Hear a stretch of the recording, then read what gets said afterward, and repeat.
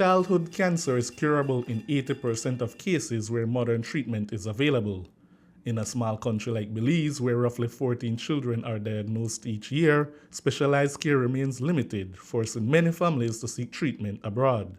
Since 2008, a partnership with Hospital O'Horan in Merida, the Belize Cancer Center in Dangriga, and the Ministry of Health has already doubled Belize's 5-year survival rate from 38 to 67% for children living with cancer. The strongest prognostic factor for childhood cancer is not the type of cancer, it's not the grade, the stage, it's the place in which you happen to be born.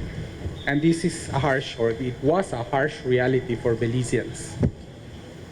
Children in Belize were destined, if they got cancer, were destined to die because there was no availability of childhood care, cancer care here. Unless you had enough money to go back and forth for a 2 or 2.5 year treatment.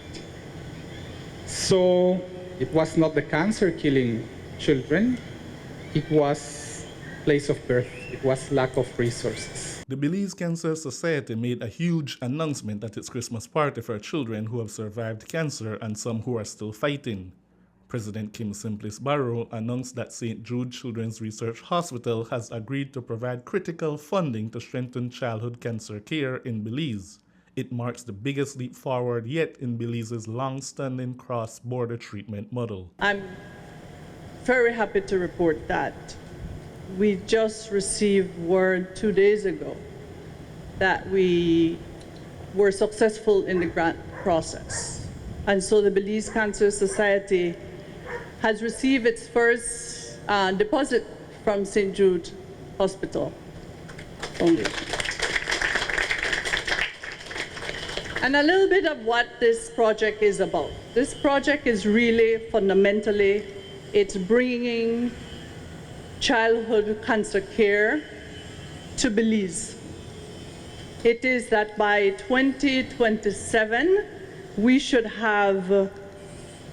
be able to, working with the Karl Huchner Memorial Hospital, we should be able to do chemotherapy administration to children, toxicity management, imaging, pathology, excluding immunohistochemistry, Portacat procedures, nurse education, end-of-life care, very important, and post-treatment follow-up. Providing inpatient care in Belize will remove a serious barrier to care. Through the collaborative efforts of Agustin O'Horan, Belize Cancer Center, and the Belize Cancer Society, much has been done to reduce the financial burden on families battling pediatric cancer. However, families must still travel to Merida and stay for an initial 3 months to begin treatment.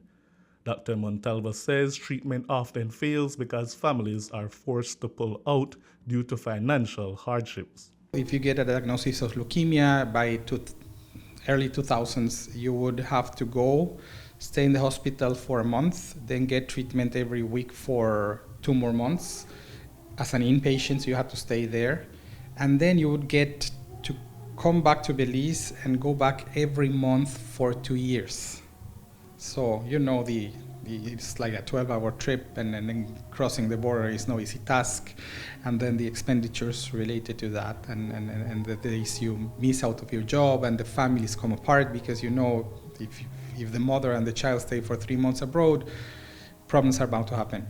So that was the situation. This is why they abandoned treatment. This is why they refuse treatment sometimes, because it's unbearable for some families.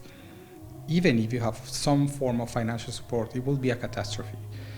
Then we moved upon having them come to Merida for 3 months and then send them back for leukemia and come every 2 or 3 months for a special part of the treatment, which is a spinal tap that wasn't available here. Then on the pandemic, we sorted out that bit. So now they come to me when diagnosed for 3 months. They come back to Belize and they get the full 2 years of maintenance treatment here in Belize. For the Belize Cancer Society, this announcement is more than funding. It's a promise of equity, dignity, and hope for every child facing cancer. The Belize Cancer Society says work begins immediately with assessments, training, and a formal bilateral agreement with Mexico expected in the coming months. Shane Williams, reporting for News 5.